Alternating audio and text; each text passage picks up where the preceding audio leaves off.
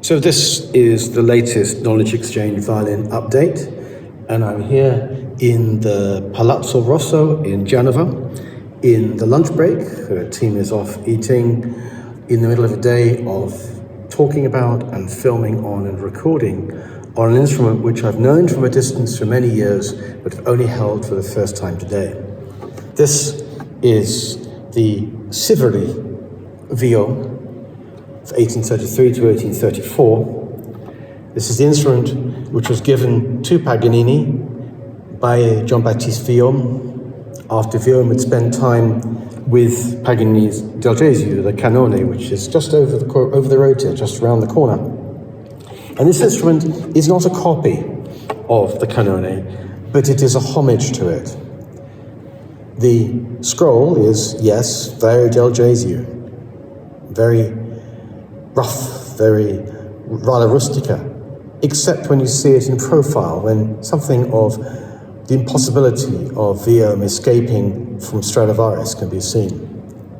The front doesn't represent that much of what the violin originally looked like, because at some point it got into a creek in Udine, and if you can believe it, Sivori allowed a local barber to remake the violin, and then later on he even allowed somebody else to plane and re-varnish the front, losing the original Vuillaume varnish and ground. However, the back of the instrument is pure Vuillaume and as beautiful as can be imagined, but of course very little to do with Del Gesù. But of course what I'm really interested in here is what can the instrument teach me? And whilst this is an instrument which was owned by Paganini, what I've been interested in, and I'm going to be filming this afternoon thinking about this, is what do I learn about Sivori's playing, and what does the instrument teach me about that, and what does his music teach me about the instrument? And it's really interesting bringing some of his Opus 25 caprices to this violin. And in the moment I play something like this on it,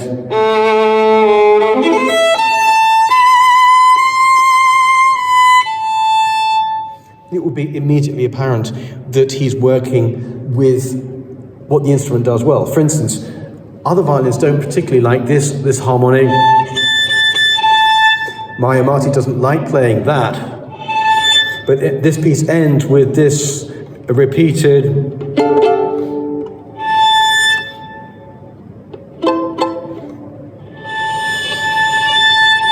So he's working with what the instrument does naturally. And what it does really naturally is to play very sweetly and play with a very beautiful, not resonant sound, but a very beautiful enriching sound. It all counter dominates.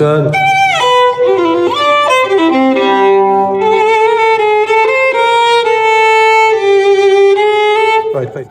Also interesting, and the luthier Alberto Giordano pointed out some things which are not similar to the model, the Del Gesù instrument, which Vuillaume had on his bench, the Canone, while he was making this. One is the stop length of the instrument is not long, it is a normal standard stop length, and also the neck on here is not overly thick.